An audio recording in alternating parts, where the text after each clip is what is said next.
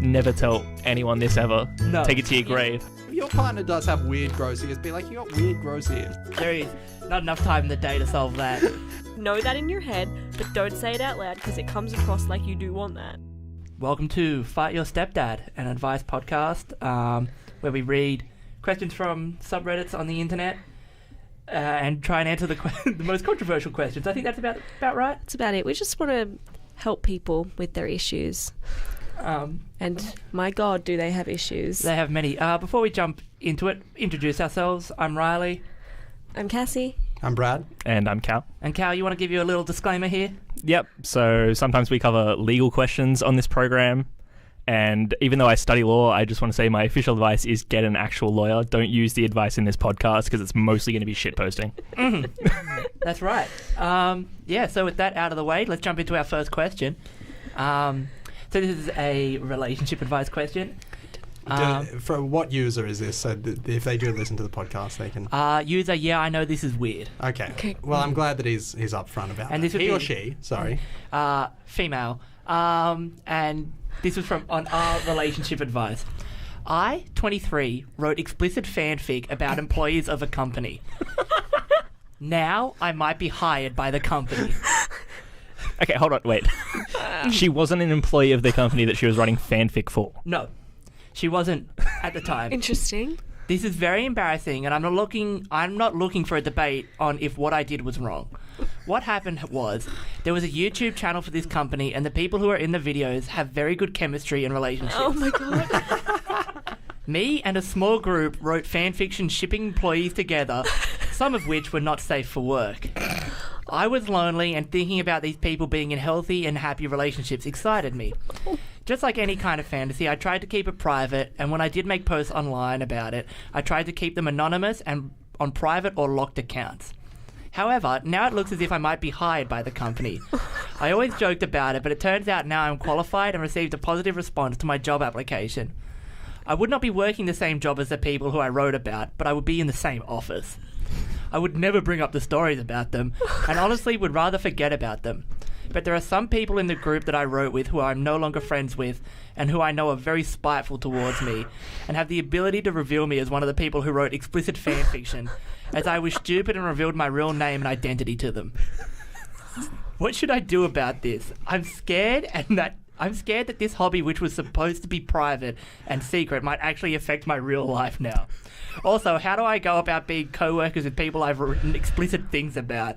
Should I just try not to be friends with them? I never expected things to get where they are now. Too long, didn't read. Wrote not safe for work fan fiction about potential future co-workers. People who dislike me have the ability to reveal me as author of said stories. What should I do?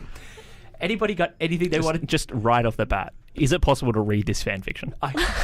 No, because I created this account for this question. Damn it. Mm-hmm. So they've obviously made this very secret. Otherwise, yes, we would be much deeper into this. This would become like a serial podcast about this person. Oh my God. Anybody got any advice, just straight off the bat, on what you should do on this one? Delete the fan fictions. Mm-hmm. Take them off the internet. Is that like... Well, if they're anything like my fan fictions, it's too widespread. Yeah, it's just very prolific fan fiction author on the internet. Because they've said they're private and they're locked, so they're away somewhere. Okay. So, like, I imagine if this company knows about it, they would have already done something.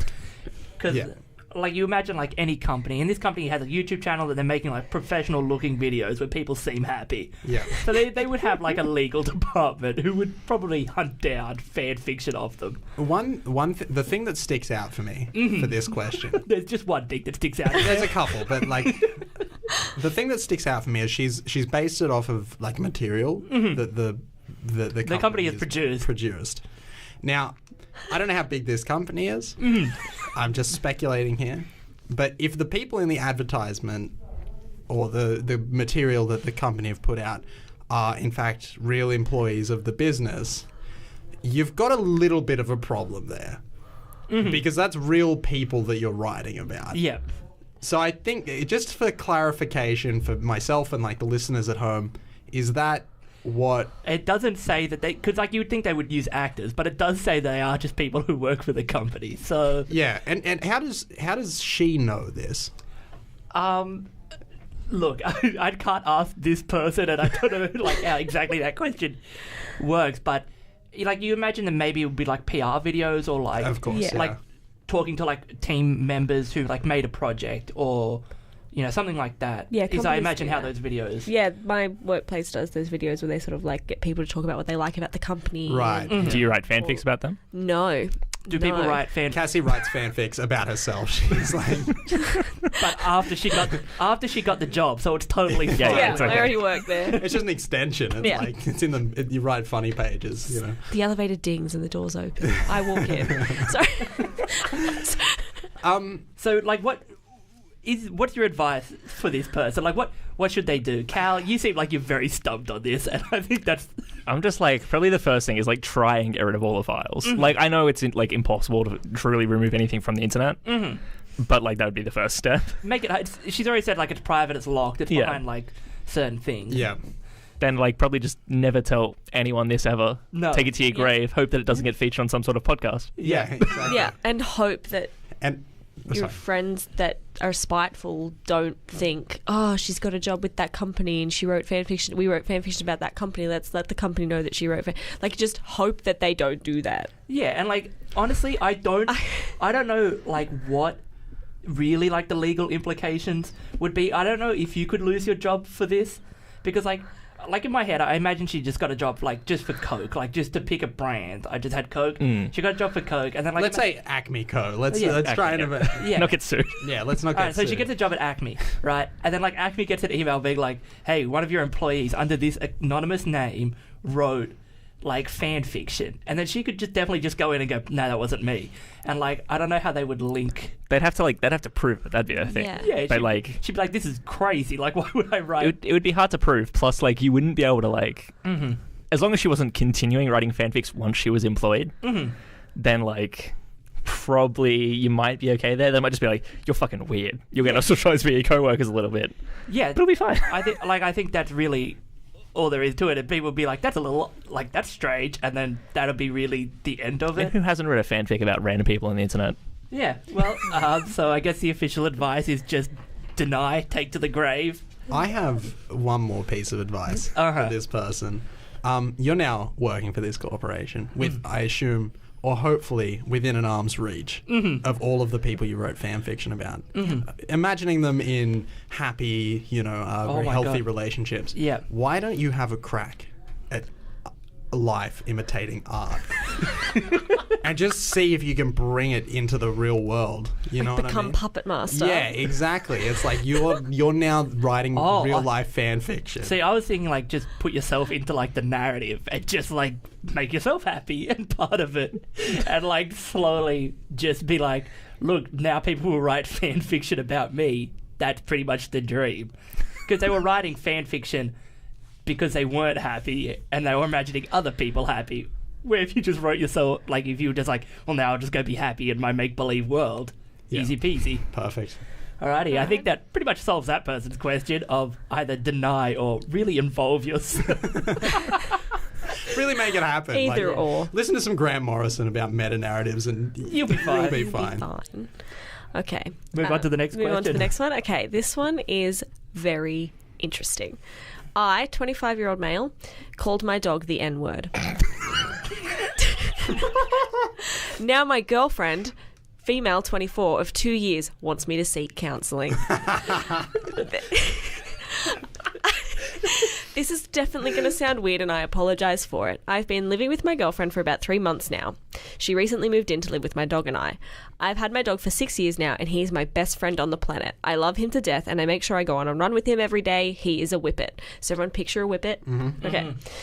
I developed a weird habit where I don't even call him any specific name. I just call him whatever comes to my mind at the time. I don't think about it, just whatever flows out of my mouth. He responds extremely well to my voice, so there's been no issues with this before. Just this week, I've called him Opossum, Mike, Princess, Dennis Rodman, and literally just a grunting Dennis noise. Rodman.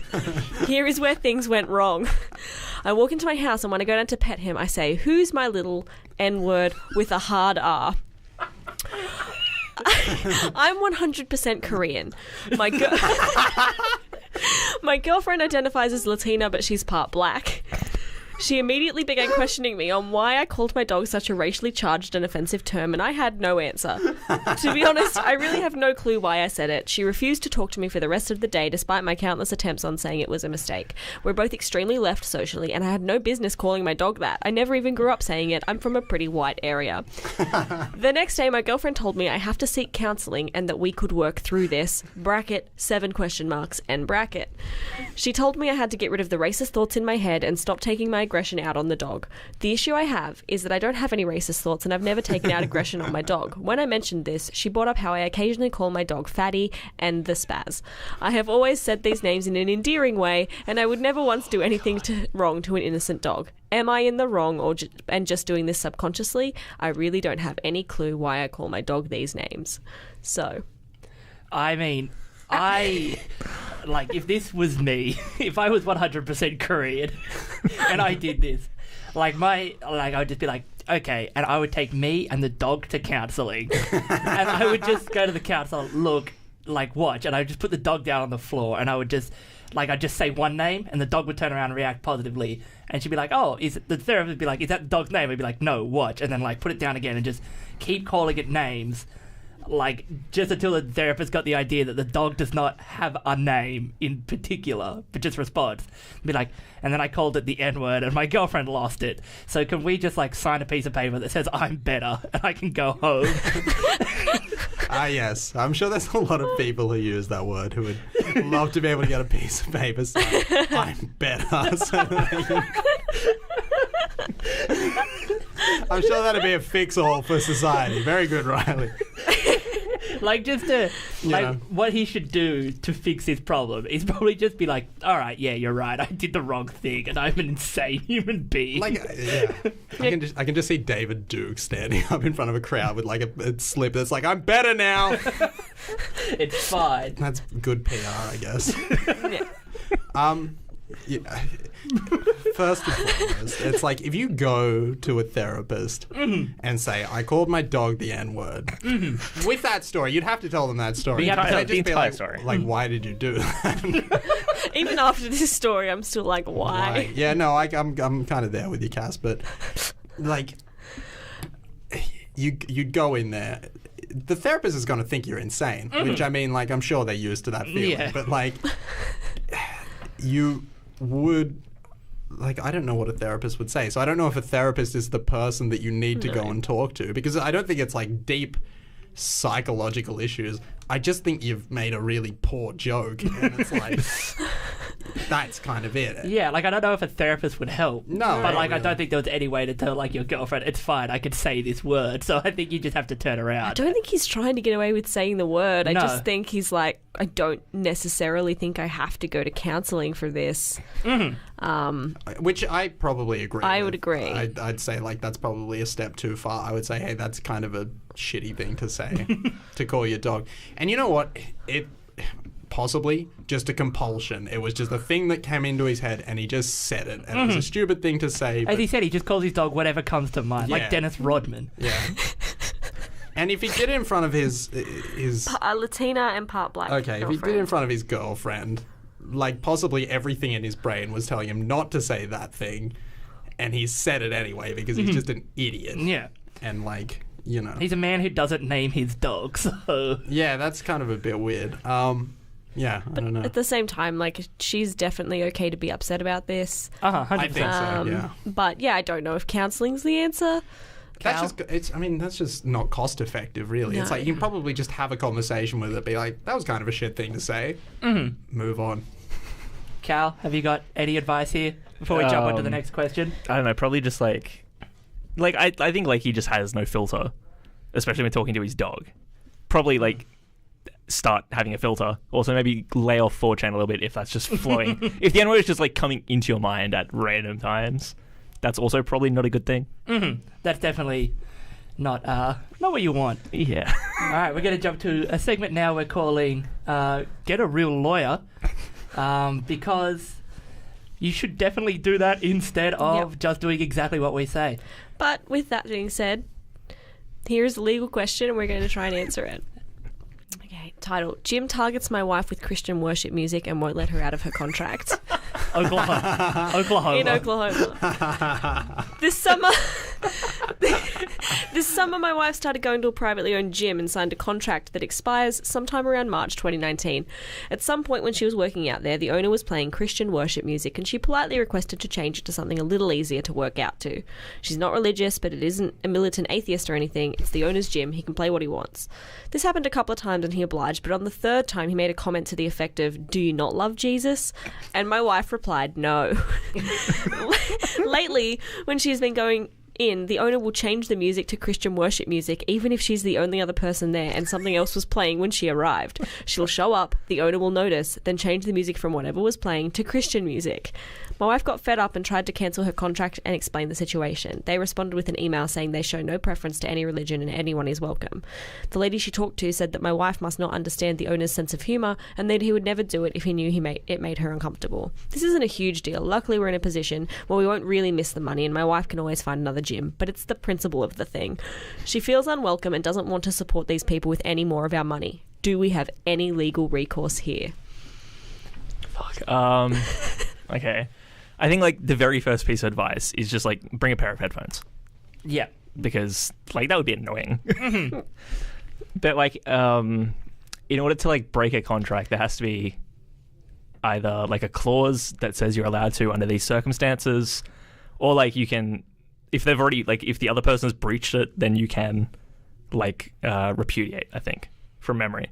And by the sounds of it, just playing Christian worship music, probably not like a good enough reason to break the contract, I guess. However, if like if she is going to the gym and saying, okay, here's what I want to do to like I want to cancel my contract, and then they tell them we're not going to let you do that because like there's no grounds for it, then if that's in the contract and there are no like valid reasons to break that contract, then she's kind of fucked. And like without like knowing the contract itself, because I'm assuming it's not there. They have not No, they didn't an upload attachment. it. Might be a little bit difficult to like make any wild assumptions as to what's in there or what's not in there. But basically it would need to be the owner of the gym would need to like break a term essentially of the contract. And I don't think the type of music that is played in the gym would be a term in that contract. No. If it is though, then you might have grounds to break it. I think that this is a good example of, you know, prevention is better than a lawsuit. And any contract that you write, I definitely specify that you do not want any association with Christian music. in any agreement you go into, if you don't like Christian music, very clearly state that in your agreement, because otherwise it happens all the time. It's like you get married and it's like, geez, you listen to a lot of Christian music, hon. Like, I didn't notice before. I didn't notice before, but and the second thing I got a lot of gospel CDs in here. I'm like, jeez. Not that I have anything against Christian music, but it's like if you don't like it, put it in the contract. Yeah, it's like if you're writing up a contract for anything, just put stuff you don't like, and maybe we can sneak some things you do like in there. Go Just ahead. 400 pages of things that you do not like. You're like, no black licorice. Exactly. Another thing is I really like the idea of buff Christians. Like, I'm a big fan of that.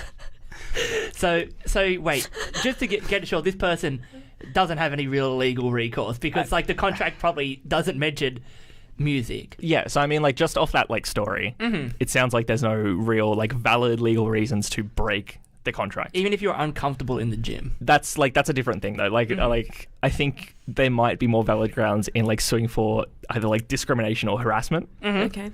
Because if she's an atheist and they're playing Christian music every time, and she comes in and she's not feeling welcome by it, then like possibly, there could be grounds there for like going and saying, you're harassing me, you're making me not feel welcome. Granted, it's like a privately owned gym. It's not a public place, so they are able to do. They're entitled to do what they want with their own property, with their own business. But like, if they're purposely doing it to a regular customer, to make them feel uncomfortable, the courts might look more favorably on being like, okay, well, you're just a dick. We're gonna like ease the terms of this contract. And like I think that's why it's interesting when they sent that email through saying like all religions are welcome. Yeah. Yeah. When clearly like it's not. Yeah. And like you can say, oh, you just don't understand his sense of humor, but there's like, Well, atheism's not really a religion, you heathen.